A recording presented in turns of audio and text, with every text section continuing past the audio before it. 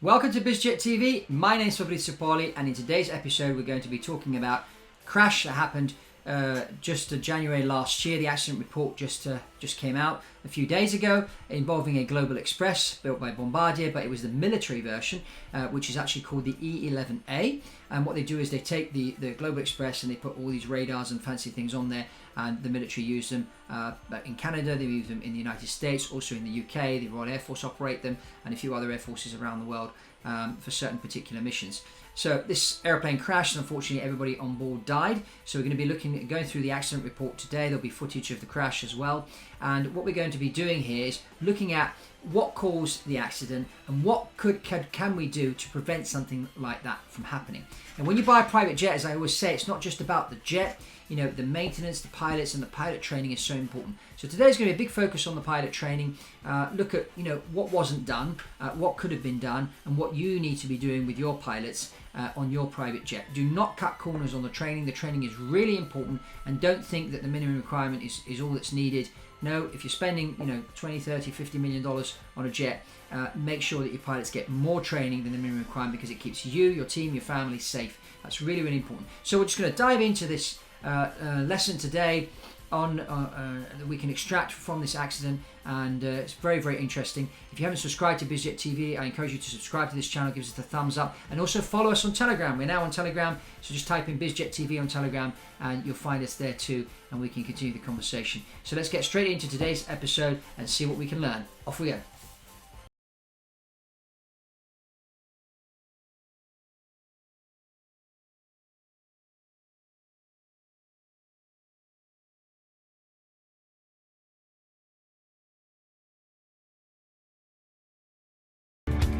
So let's look at the report of this accident that happened to this military Global Express operated by United States Air Force. Now, it was flying over Afghanistan, which, as we know, is a war zone. It was at cruising altitude when suddenly one of the fan blades in the left engine separated and was injected into the engine. As a result of that, the engine started to vibrate, and the whole airplane started to vibrate. As this left engine was failing, the FADEC, which is the computer which basically governs the engine, realized that there was a problem with the engine, and it automatically shut the left engine down. Now, while this is all happening, the pilots very quickly, within 24 seconds, according to the accident report, imagine you're sitting in this cockpit and the plane's doing this. So you're having difficulty to focus on the engine instrumentation and figure out, which engine has failed. And the pilots were a bit too quick on jumping to conclusions and shut down the right engine. So now here we are, you're at altitude, the left engine is failed because of the fan blade came off and went into the engine. The computer shut that engine down, and then the pilot shut the other engine down. So now we are flying with no engine power.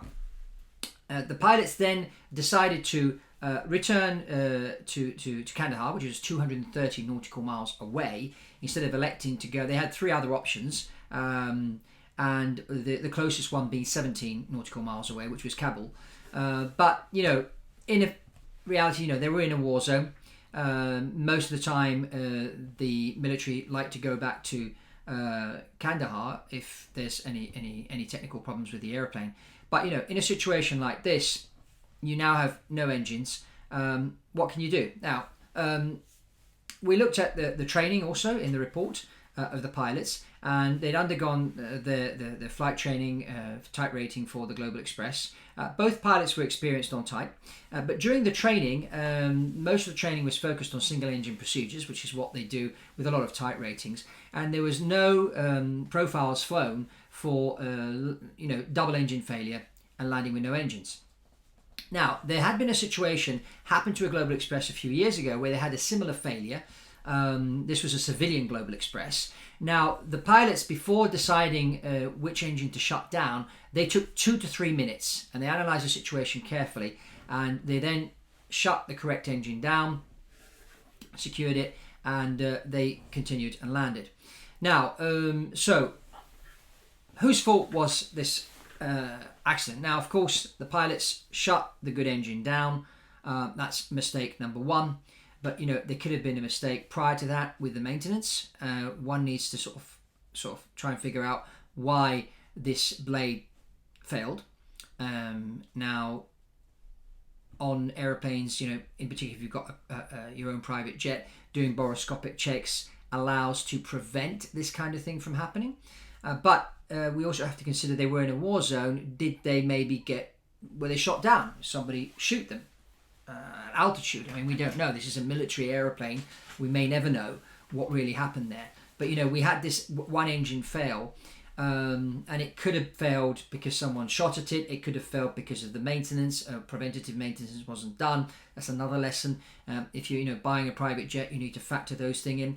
And then when we look at the pilot training, I mean, when I was flying for the airlines, there are different emergencies, and on the checklist it says if you get this emergency, land at the nearest suitable airport. So in this case, they had an airport which was 17 miles away. What eventually happened is they glided down and they landed in a field. Unfortunately, when they landed, the airplane broke into pieces and blew up, and everybody on board died, as you can see from the footage here. So, they obviously did their best. It wasn't an easy situation. The airplane was shaking. Could it have been prevented? It's easy for me to say sitting here on the ground. But what can we learn as private jet operators from this? Well, I would say this. There was a case of a similar situation that had already happened to the Global Express. So what I would do, if you've got your own private jet, is get your chief pilot to talk to the manufacturer of the aircraft and look at all the incidents and accidents that have happened recently and book them in for extra training so they can go through these scenarios and come up with solutions. Had this crew gone through a situation like that, they would first of all taken their time before they decided to shut down the other engine. So they may have not even shut down the other engine. And the second thing is they would have thought to divert to the nearest suitable airport. If they had done either of those or both of those, today the airplane would be intact and the crew would be alive. So this is kind of the lesson that we learn from here. So if you are watching this because you're thinking of spending 20, 30, 50 million dollars or $800 million on your own private jet, which is something that, only 3.5 to 9% of ultra high net worth individuals do. And we're talking, just 514,000 people. So if you have that kind of money to buy a private jet, what I would recommend doing is do not go cheap on the pilots, and in particular the pilot training.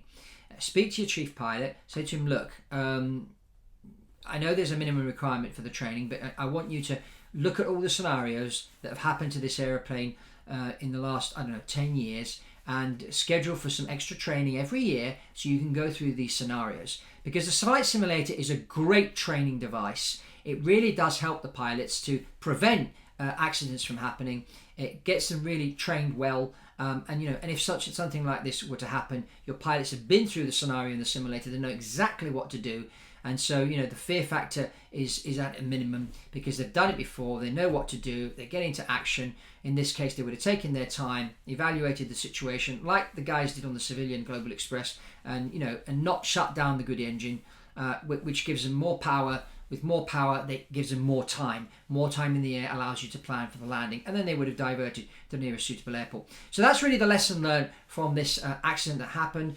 Unfortunately, again, people lost lives, but when these things happen, we need to sort of analyze the accidents so that we can learn, we can put in preventative measures so this doesn't happen to us. And so this is the really important lesson here. So again, don't go cheap on your pilot training with your private jet. Don't make your pilots go through the minimum requirement training. Have them do extra training to keep you safe, because if you're spending all this kind of money to save time, that's the number one reason why people buy private jets. You need to be safe, and safety is really, really important. So that's my recommendation. Now, if you haven't subscribed to BizJet TV, I encourage you to subscribe to this channel. Lots of information on private jets. Comment below, gives us a thumbs up as well. That helps the channel gain popularity. And of course, if you want to have a chat with me about your particular need, private jet wise, you can ping me an email and I'll book you in for consultancy call, and I see what I can do here with my team. Now, other thing, check this video here about this crash that happened at Aspen Airport. It's a kind of a tricky one. So if you're going to be flying in and out of Aspen, have a watch of this video, see what happened. And that's all from Fabrizio Paoli on BizJet TV, and I'll see you on the next one.